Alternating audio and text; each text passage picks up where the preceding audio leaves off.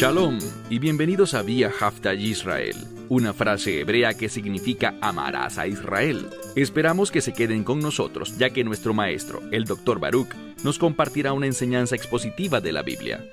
El Dr. Baruch es profesor titular del Instituto Zera Abraham, con sede en Israel. Aunque todos los cursos en el instituto se imparten en hebreo, el Dr. Baruch se complace en compartir esta enseñanza en inglés con doblaje al español. Para más información, visítenos en amarasaisrael.org o descargue nuestra aplicación móvil Mi Estudio Bíblico. Aquí está Baruch y la lección de hoy. Dios está buscando personas a quienes Él pueda usar.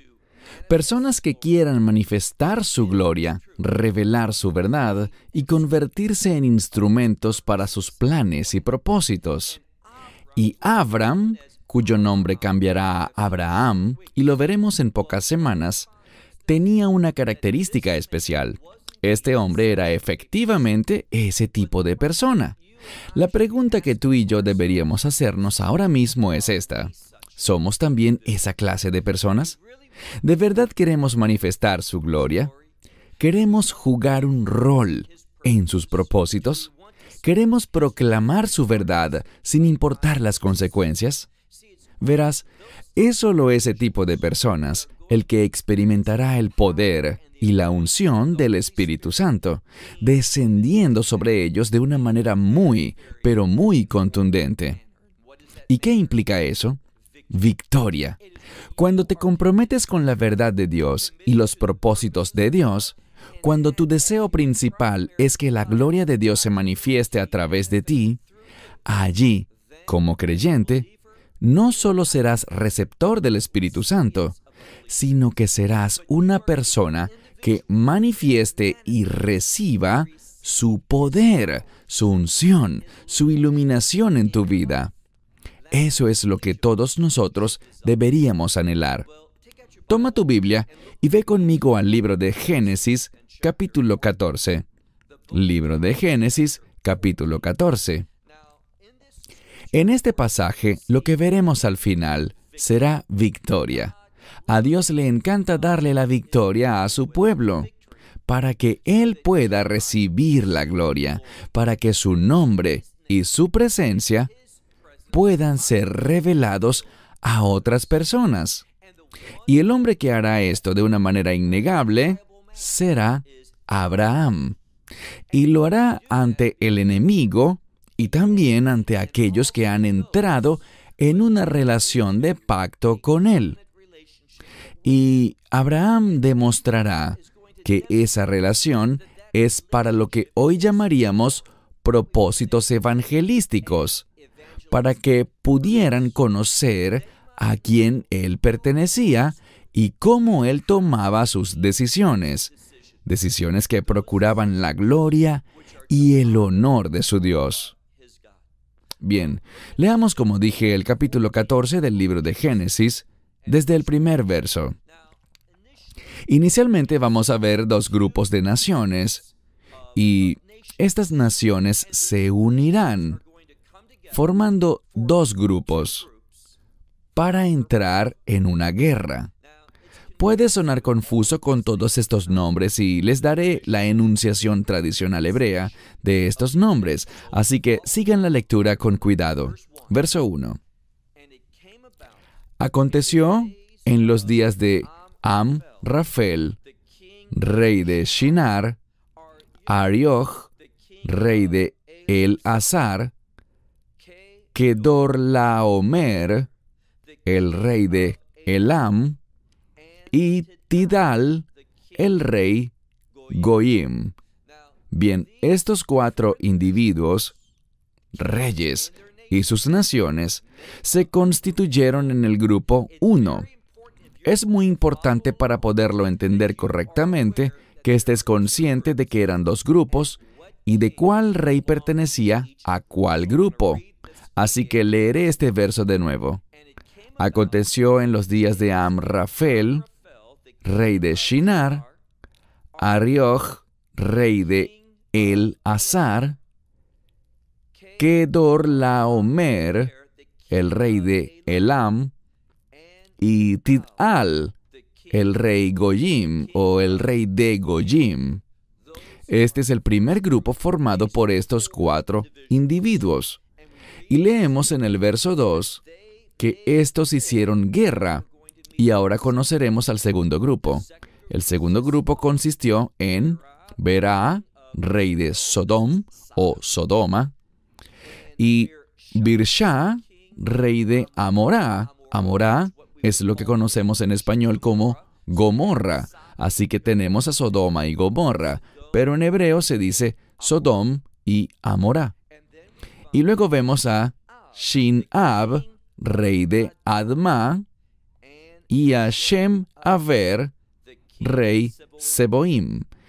Y finalmente, Melech Bela, y esta es Zoar.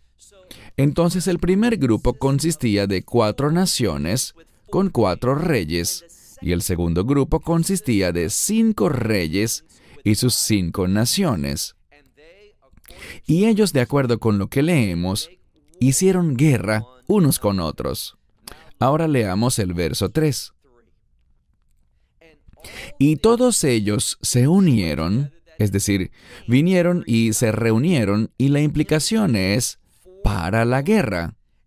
Y se unieron en el valle de Sidim. Y este es Yam Hamelach, es decir, el mar de la sal, comúnmente llamado en español como el mar muerto. Así que se unieron en esta tarea para la guerra. ¿Qué debemos recordar? Bien, debemos recordar que esta es el área que Lot, el sobrino de Abram, había elegido para vivir. A pesar de que leímos que estos pueblos y naciones eran muy malignos, que pecaban contra Dios, es decir, que eran rebeldes. No era simplemente que ignoraban la verdad. No, el término usado implica que ellos conocían algo de la verdad, pero estaban opuestos a ella. Ellos pecaban contra Dios, y la implicación de ese término es que era intencional. Eran pueblos muy malignos. Y no debería sorprendernos que cuando estamos persiguiendo el pecado, lo que perseguimos es los deseos de nuestra carne, lo que nosotros queremos. Y como enseña Santiago en su epístola, ¿de dónde provienen las guerras y conflictos? Vienen de nosotros mismos, cuando tenemos un deseo, pero otros se oponen a ese deseo. Así que no debería sorprendernos que cuando vemos este lugar impío y lleno de pecado, donde todo el mundo hacía lo que le venía en gana, el resultado eventualmente sería la guerra. Ahora avancemos al verso 4. Allí encontramos algo. Dice, por 12 años ellos sirvieron a Kedorlaomer, que aparentemente era el máximo líder de esta primera coalición. Porque si vuelves al verso 1, encontrarás que el tercer rey mencionado en el grupo 1 es este individuo. Así que el segundo grupo fue esclavizado y ellos sirvieron. La implicación es que ellos sirvieron a este hombre llamado aquí Kedorlaomer, y lo sirvieron durante 12 años. Pero en el 13º año empezaron una rebelión. Dice aquí que a los 13 años ellos se rebelaron, y no queda claro si se trata del año 13, o como podría traducirse también, durante 13 años ellos se rebelaron. Personalmente creo que se trata del año 13. ¿Por qué lo digo? Veamos el verso 5. Dice, y en 14 años, es decir, sería en el año 14, eso es lo que tendría sentido. Vemos que ellos se rebelaron y el líder se cansó de esto, porque dice que Kedorlaomer llegó junto a los reyes que estaban con él. Así que este primer grupo se enfrentó a aquellos que se habían rebelado, al segundo grupo que se rebeló contra el primero, porque habían sido esclavizados durante 12 años. Se rebelaron, y al siguiente año, en el año 14, este liderazgo y estas naciones que conformaron el grupo 1, llegaron para hacer la guerra. Y dice aquí en el verso 5 que atacaron Refim y también Astarot Karnaim y también Jasusim en Baham y también Emim, que está en Shavei Kiriatim. Entonces vemos que estos lugares están siendo atacados por el grupo 1 debido a la rebelión del grupo 2. Continuamos en el verso 6, viendo que esto sigue avanzando. También los Horeos en el monte de Seir hasta la llanura de Parán, que está junto al desierto, al Midbar.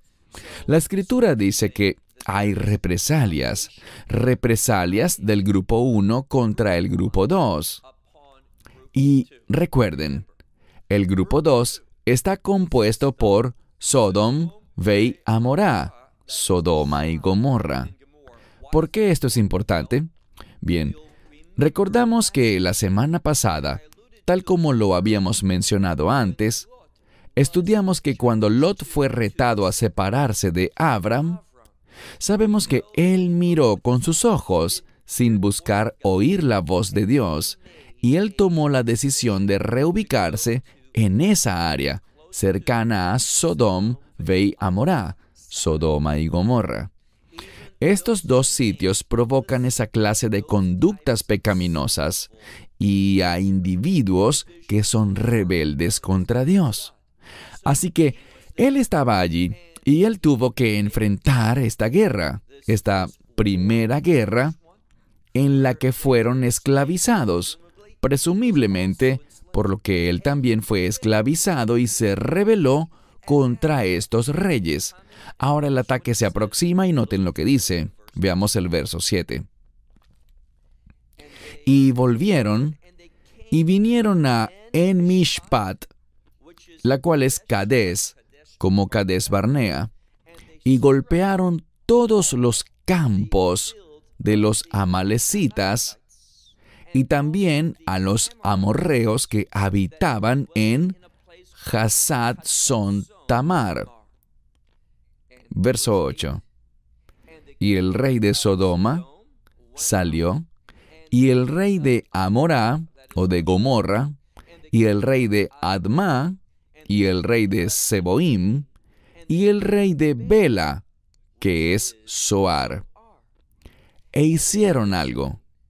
Dice que ellos se organizaron para hacer guerra con ellos en el valle de Sadim. Este es el cuadro.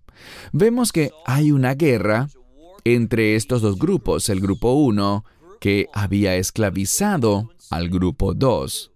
El grupo 2 estuvo en esclavitud por 12 años y en el año 13 se rebeló contra la esclavitud.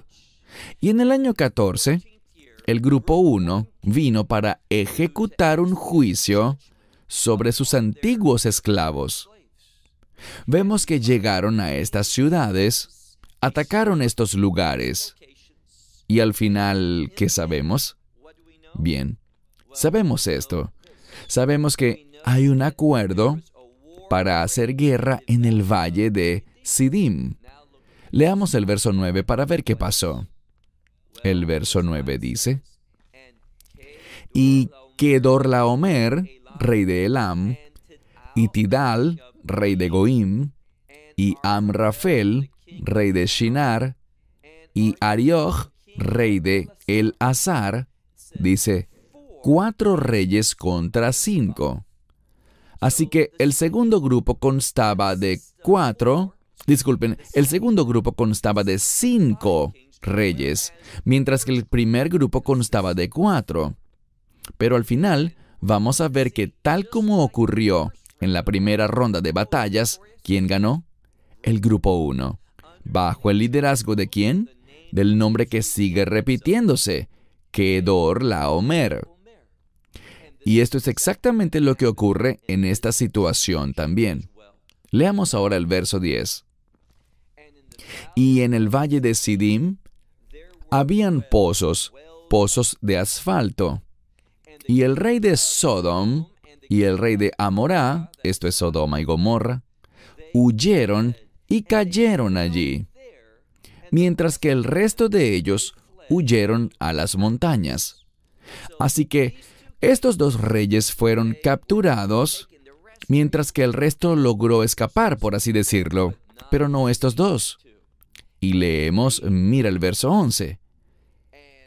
Este primer grupo, debido a que estaban ejecutando un juicio contra el segundo grupo, y el segundo grupo, recuerden, era Sodoma y Gomorra.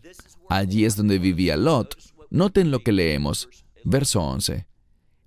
Y tomaron todas las riquezas de Sodoma y Gomorra, y toda su comida, y se fueron. Pero también, verso 12, leemos que tomaron a Lot y todas sus posesiones. Él era el hijo del hermano, o simplemente el sobrino, de Abram, y se fueron. Él habitaba en Sodoma. Recordamos que la semana pasada leímos que Lot instaló muchas moradas, muchas casas, hasta la localidad de Sodoma. Y aparentemente allí fue donde estableció su residencia principal. Así que él cayó víctima durante esta batalla. Él fue capturado también. Y aquí está la clave. Cuando nos establecemos entre personas que son impías, que no caminan de acuerdo con la verdad, que no están interesadas en los propósitos de Dios, nos encontraremos a nosotros mismos porque vivimos pensando pecaminosamente. ¿Qué pasará? Nos encontraremos a nosotros mismos experimentando las consecuencias del pecado. Y cuando el pecado entra en la mente, una de las cosas en las que debemos pensar es en esclavitud. Y eso es exactamente como Lot se encontraba ahora mismo. Él lo perdió todo. Todo le fue arrebatado. Su libertad, su pueblo y sus riquezas. Todo le fue quitado en este momento. Ahora leamos por favor el versículo 13. Bien, aquí es cuando vemos la fidelidad de Dios. Vemos su providencia. Dios siempre se preocupa por dar a conocer de manera pequeña, pero con grandes implicaciones, su fidelidad. Así que, como dice la Escritura, no desprecies las cosas pequeñas, los inicios humildes, porque aquí en este texto leemos en el verso 13, y uno de los palit significa una persona que escapó, alguien que en español actual lo traduciríamos como un refugiado. Creo que muchas de las traducciones en español emplean el término fugitivo. Bien, es uno que huyó. Y esto es lo que vemos. Este hombre escapó. ¿Y a dónde fue? Bueno, vemos que llegó a donde estaba Abram Ha-Ifri. Esta palabra es la base para el término hebreo. Este hombre escapó y logró llegar hasta donde se encontraba Abram, el hebreo. Este término hebreo, como ya hemos dicho, significa aquel que viene del otro lado o que ha cruzado hasta aquí. Entonces fue y le dijo a Abram, quien vivía en Elonei Mamre, esto es Hebrón. ¿Qué significa Hebrón? Bien, vimos la semana pasada que Hebrón tiene que ver con unidad. Lo que aprendemos es lo siguiente. Lot eligió rodearse a sí mismo de pecado. Pero Abram, que luego será llamado Abraham, eligió estar unido con Dios. Abraham es un ejemplo de sumisión, mientras que encontramos que Lot, debido a su deseo de lograr el éxito material, se vio en una situación de exilio.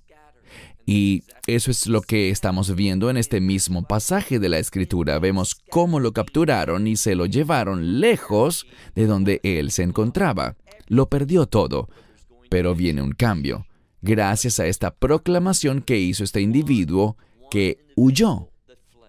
Él llegó con Abraham y le contó todo a este que habitaba en Elonei Mamre, en el encinar de Mamre, el cual es Hebrón.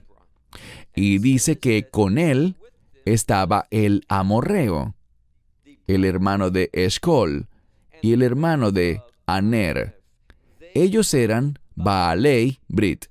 Ellos eran dueños o poseedores de un pacto, es decir, estaban en una relación de pacto o tenían un acuerdo con Abraham. Y por tanto, estaban obligados a estar con él. Y dice aquí en el verso 14, y Abraham oyó que su pariente, dice literalmente su hermano, pero significa pariente, que fue tomado cautivo. ¿Y qué oyó? Bien, esto es muy interesante. Él armó a sus discípulos. Viene de un término hebreo que no es tamid, sino que es un término que significa educación, personas a quien él estaba educando. Y eso es importante. ¿Por qué? Porque eso enfatiza que aquellos que se ubicaron bajo la autoridad de Abraham, aquellos que él adquirió, aquellos que nacieron en su casa, él los educó en la verdad de Dios. En otras palabras, él los discipuló, los hizo seguidores. Si ellos no querían ser discipulados, no podrían trabajar para él ni pertenecer a su casa. Así que él armó a sus discípulos, a los que habían nacido en su casa. ¿Y de cuántas personas hablamos? Eran 318. El texto hebreo dice Shmona Azar Hushalosh Meod, 18 y 300. Eso es significativo, porque muchos de ustedes conocen el término Jai en hebreo. Frecuentemente, es muy común que una mujer tenga un collar con dos letras hebreas, una Het y una Yud. Het tiene un valor numérico de 8 y la Yud tiene un valor numérico de 10. Así que 10 más 8 da 18. Este número habla de vida, y en numerología hebrea encontramos que el número 18 habla de vida. Y luego tenemos 18 y 300. Bien sea que hablemos de 3, 300 o 3000, el número 3 tiene que ver con revelar, con demostrar algo. Y ahora vamos a ver que Abraham demostrará la vida, cómo debemos vivir, y también la fuente de la vida. ¿Cuál será? Ejecutar la justicia, involucrarse, liberar a los que han sido esclavizados, ocuparse de los cautivos, con el fin de liberarlos. Una vez más, lee por favor el verso 14. Abraham oyó que su pariente había sido llevado cautivo, por tanto respondió de inmediato, armó a sus discípulos, a esos 318 hombres, y persiguió al grupo 1. Todo el camino hasta Dan, es decir, hacia el extremo norte de Israel. Eso es lo que significa Dan en este contexto. Verso 15. Y él, y la palabra aquí significa estar, en este sentido, desplegado. Él y sus sirvientes fueron desplegados, es decir, salieron, se dividieron con el fin de hacer la guerra, para atacar, para salir a la batalla. Entonces se desplegaron él y sus sirvientes sobre ellos, Lailahu, esa noche. Recuerden algo, en la Escritura, la noche, especialmente desde un punto de vista del Antiguo Testamento, cosas buenas ocurren en la noche. Nos brinda una idea de redención. La primera Pascua sabemos que ocurrió de noche. Por tanto, la palabra redención o liberación, vemos que con frecuencia se revela dentro del contexto de la noche. Así que no es por accidente que ellos se desplegaran. Abraham y sus siervos sobre ellos, es decir, sobre esos 4 reyes, o sobre el grupo 1. Fueron a la guerra contra ellos, y los atacaron y los persiguieron todo el camino hasta Obá, que queda del lado izquierdo de Damasec, lo cual muchas Biblias traducen como el norte de Damasco. Literalmente la palabra es small, a la izquierda, y si tienes una traducción más literal te dirá del lado izquierdo o a mano izquierda de Damasco. Otras Biblias dicen al norte de Damasco. Verso 16. ¿Qué vemos que hizo Abraham? Él recobró todos los bienes y también recobró a Lot, su pariente, y sus posesiones, y también las mujeres, y también el pueblo. Escuchen lo que dice la Escritura. Abraham, con apenas 318 hombres, salió tras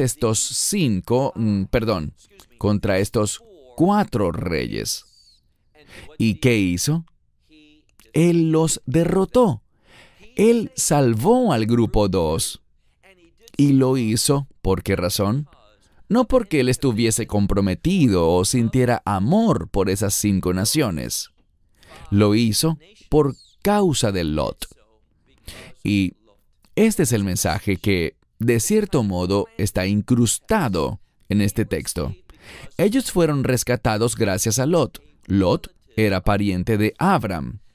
Por tanto, debido a que él estaba allí, él fue de bendición para estos individuos gracias a su relación, a su conexión familiar con Abram.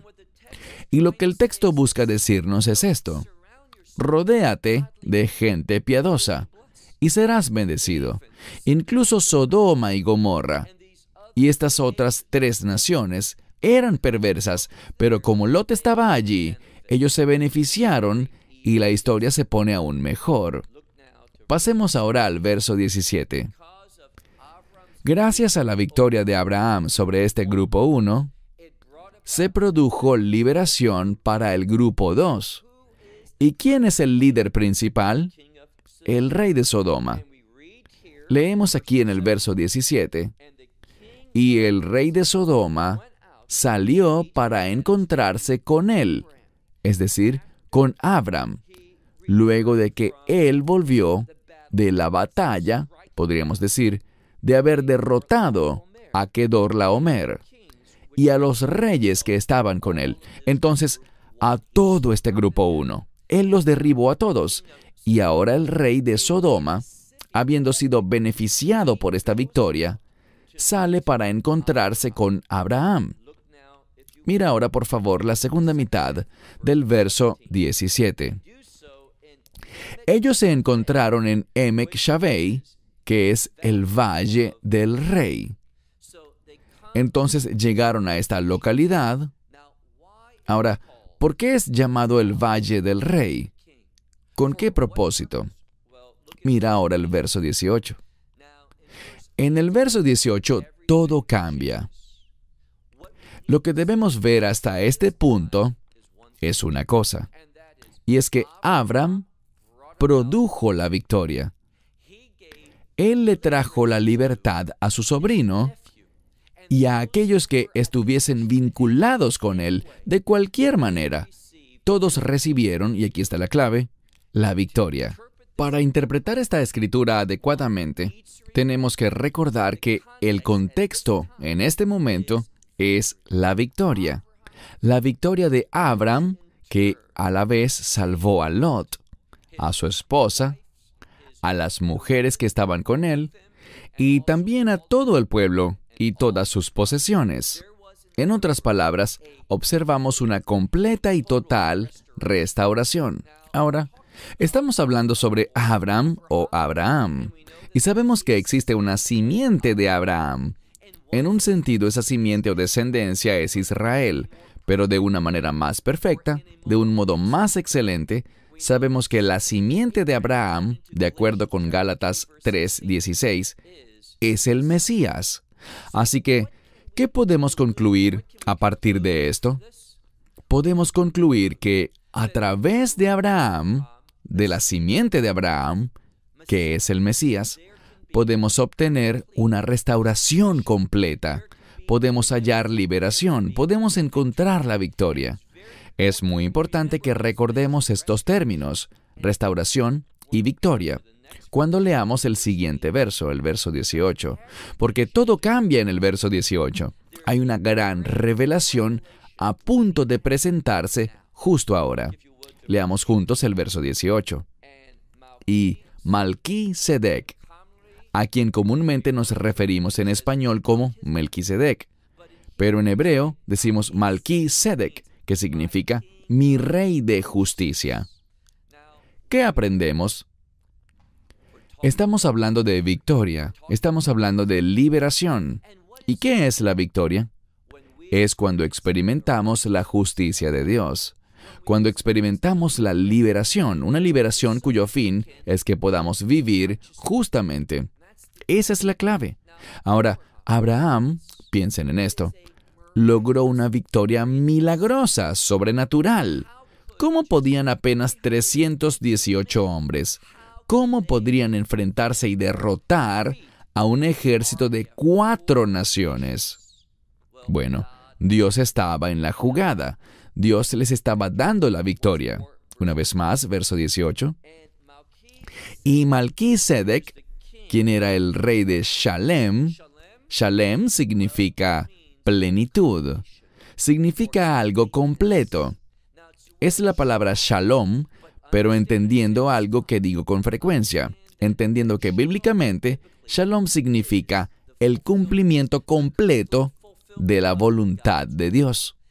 Implica la idea o el concepto de algo completo, pleno, o podríamos decir también de restauración, de una restauración completa. Así que Melquisedec, rey de Salem, salió con pan y con vino. Bien, estos dos elementos, creo que todos lo sabrán. La mayoría de los intérpretes dentro de la fe lo entienden. Malquisedec, y ya tenemos el estudio del libro de Hebreos en nuestras plataformas en Internet, totalmente en español. Y en ese estudio, vemos con total claridad que el Mesías Yeshua pertenece a la orden de Malquisedec. ¿Qué quiere decir esto? Debemos entender que Él es un rey, que traerá la victoria, que traerá la justicia y que traerá completa restauración hacia las cosas de Dios. ¿Qué son las cosas de Dios? Las promesas de Dios. ¿Y cuál es su medio de victoria? ¿Qué se menciona aquí? Lechem veyain, pan y vino. Te pregunto algo. ¿Alguna vez usó el Mesías el pan y el vino de alguna manera significativa? Claro que sí. Lo hizo al hablar de redención, al hablar de su nuevo pacto, al anunciar que entregaría su vida, que daría su cuerpo, derramaría su sangre para redención, para victoria, para restauración. Y por esto es que este pasaje se nos ha dado, porque el Mesías nos da la victoria sobre el enemigo. ¿Cuál enemigo? El pecado. ¿Cuál enemigo? La injusticia. ¿Y cuál es el resultado que trae ese enemigo? Esclavitud y en última instancia la muerte. El Mesías nos restaura de todo eso. Verso 18. Y Malquisedec, el rey de Shalem, trajo pan y vino, porque él es sacerdote del Dios Altísimo. Verso 19. Y este sacerdote del Dios Altísimo dice, y le bendijo, es decir, Melquisedec bendijo a Abraham, y le dijo, bendito sea Abraham, del Dios Altísimo, aquel que, Konei Shema en Vaart, él es el dueño, él ha comprado los cielos y la tierra. Cuando hablamos de los cielos y la tierra, si le preguntas a un rabino ortodoxo, ¿qué significa ser el dueño o el que compró los cielos y la tierra? La respuesta que él te dará es la siguiente. Eso tiene ramificaciones de reino, es decir, él va a hacer que los cielos y la tierra sean su dominio, su reino. Él está reclamando su titularidad. ¿Y quién hará esto al final? El Mesías lo hará cuando establezca su reino. Habrá un nuevo cielo y una nueva tierra. Pasemos ahora, por favor, al verso 20. Dice, «Bendito sea el Dios Altísimo, que ha entregado a tus enemigos en tu mano». ¿Quién hizo esto? Esta victoria se debe solo a Dios. Melquisedec fue un mediador de la victoria de Dios para Abraham. Y aquellos que están en una relación de pacto con él, como lo vimos anteriormente en el texto, cuando se nos informó al respecto. Regresemos, por favor, a lo que leímos anteriormente, cuando hablaba de aquellas personas que estaban con Abraham. Esos tres grupos. El texto dice, un poco antes, en el verso 13, allí se habla del amorreo, el hermano de Escol y el hermano de Agner. Ellos eran Baalei, Brit, Abram. Ellos eran miembros, poseían o eran dueños de un pacto con Abraham. Y por tal razón iban a compartir la victoria. Ahora volvamos por favor a esta última parte del verso 20. Leámoslo completo mejor. Y bendito es el Dios Altísimo, quien entregó a tus enemigos en tu mano. ¿Y qué hizo Abram? Bien, dice aquí que Abraham le dio a Melquisedec el diezmo o la 10ª parte de todo. ¿Por qué esto es importante? Bien, recientemente, y no busco con esto meterme con nadie, pero les mencioné sobre esta coalición del Evangelio, y ellos asumieron una posición muy débil en cuanto al concepto de diezmar. Y la razón de esto es que tienen una visión muy débil también sobre la ley, sobre la Torá. No somos salvos por la ley, pero la ley tiene relevancia. Y ellos quieren decir, diezmar no es realmente importante, así como también dicen que Jerusalén y la tierra de Israel no tienen importancia en el tiempo presente. Pero ellos no recuerdan la Torá, no recuerdan lo que revela la Escritura. Ahora, ¿estamos obligados a diezmar? No lo estamos. ¿Debemos diezmar? Sí, deberíamos. Si siguen nuestros videos, sabrán que casi nunca hablo del tema financiero, ni de dinero, ni de ofrendar. Pero aquí, el texto lo demanda, y a pesar de que no es uno de mis temas favoritos, debido a que quiero ser fiel a la palabra de Dios, yo debo compartir lo que les voy a compartir. La Escritura nos dice esto.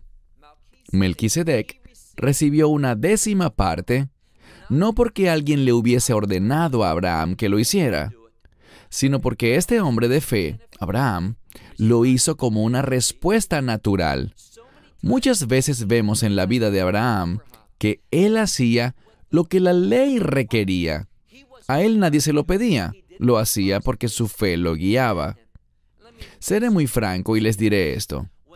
Cuando caminan en la fe, naturalmente, el producto de la fe es que tú cumplirás la justicia de la ley. Y parte de la ley está en los diezmos. No estamos bajo la ley, no somos salvos por la ley, pero la ley es relevante.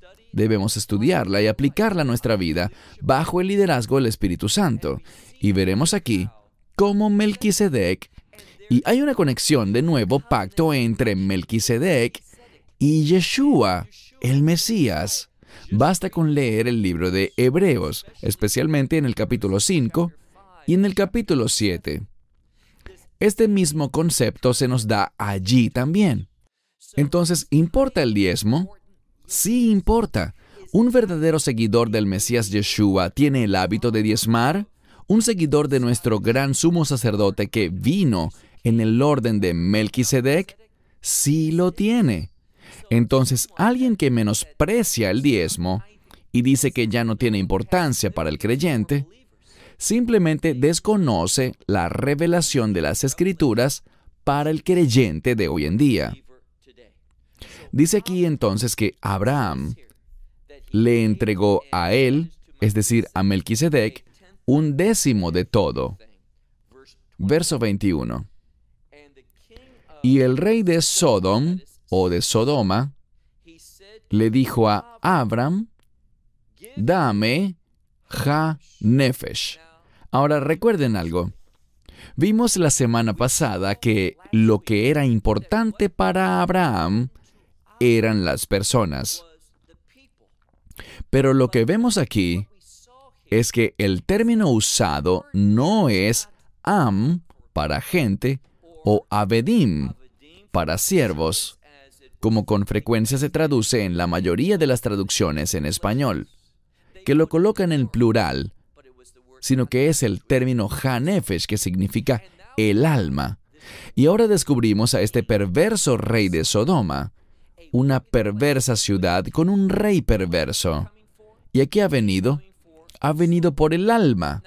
Bien, obviamente él quería que le dieran a las personas, pero la Escritura no dice eso de esa manera. Él está luchando por el alma de las personas que habían sido liberadas. Lo que Abraham entendió es esto, y tú deberías entenderlo también, que hay una batalla activa por el alma. Este pasaje de la Escritura, hemos visto que Melquisedec tiene una conexión con Yeshua, y del mismo modo podríamos decir que hay una conexión entre Malach Sadom, el rey de Sodoma, y Satanás. Entonces, ¿qué encontramos? Que existe una batalla por el alma. Y esto es muy cierto hoy en día. Recuerden lo que dice la Escritura, que Satanás sabe que su tiempo es corto y ha descendido para entablar una batalla despiadada, porque él quiere el alma de la mayor cantidad de personas que pueda obtener. ¿Por qué? Porque él no quiere que pertenezcan a Dios por medio del evangelio poderoso del Mesías Yeshua. Así que él quiere el alma. Le dice, ¿sabes? Puedes quedarte con los bienes, tómalos todos. Él no está interesado en las cosas materiales y las riquezas.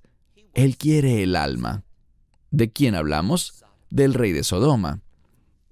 Debemos aprender que Satanás está dispuesto a pagar muchísimo por el alma de un individuo. La pregunta es, ¿lo estamos nosotros?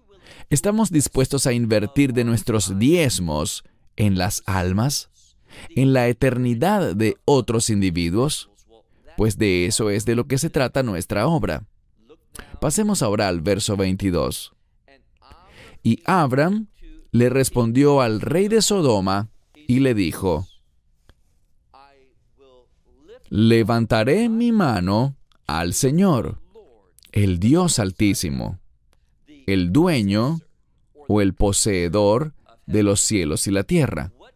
Lo que vemos aquí es que Abram tenía una perspectiva de reino y dice, levantaré mi mano, es decir, he jurado lealtad al Señor, al Dios de Israel, al único Dios verdadero, a Dios el Padre. Con Él está su lealtad, y no para con nadie más en este mundo. Es decir, Él le dice al rey de Sodoma, yo no recibo órdenes de ti, yo no sigo tu consejo, ni caeré presa de tus engaños, intentando sobornarme por las almas de estos individuos. Yo obedezco a Dios. Ahora leamos el verso 23. Dice, si un hilo o el cordón de un zapato o la correa de una bota, como quieras traducirlo, si yo tomase algo de todo lo que te pertenece, lo que le está diciendo es, yo no quiero tener nada que ver contigo. No quiero tu riqueza, no quiero tus posesiones, no quiero tu consejo, no quiero ninguna conexión en lo absoluto contigo. Mientras tanto, Lot, recuerden la diferencia, él eligió ir allí, mientras que Abraham fue sumiso y quiso obedecer a Dios. Abraham no quería la influencia de Sodoma en su vida. Así que, te pregunto, ¿la quieres tú? ¿Quieres la influencia de Sodoma y Gomorra? Es decir, que la injusticia y la rebeldía sean parte de tu vida. Entonces dice, no tomaré nada de ti para que tú no digas que yo, es decir, yo, el rey de Sodoma, he hecho rico a Abraham. Yo no quiero que digas, yo enriquecí a Abraham, excepto por solo una cosa, lo que estos jóvenes han comido. Entonces, cuando regresaron y restauraron todas las cosas, sus hombres quedaron hambrientos y comieron algunos de los alimentos que pertenecían a Sodoma. Abraham no lo hizo, pero algunos de los que iban con él lo hicieron. Y dice aquí, y la parte de los varones que fueron conmigo. ¿Quiénes fueron esos? Los mismos individuos que tenían una relación de pacto con Abraham, es decir, Aner, Escol y Mamre. 3 personas se mencionan aquí. Y dice básicamente, yo no quiero nada de ti, salvo lo que estos hombres ya se comieron, y además hay una porción que es parte de su acuerdo para con estos 3 hombres. Él no va a decidir por ellos, sino que cada uno tendrá que tomar su decisión si van a ser fieles y elegirán sabiamente o si elegirán insensatamente. Y dice, y ellos tomaron su porción. Ellos no siguieron el ejemplo de Abraham. Puede que vivas de un modo correcto, manifestando la verdad, obedeciendo a Dios y manteniendo un testimonio adecuado, una conducta justa. Pero eso no significa que todos a tu alrededor seguirán tu ejemplo. Es decisión de cada quien. Pero las personas sabias seguirán viviendo de un modo que tomen almas, que sean influenciadores para las cosas de Dios. Capítulo 14, un capítulo muy significativo que nos enseña principios bíblicos sobre la conducta y sobre tener la mentalidad correcta.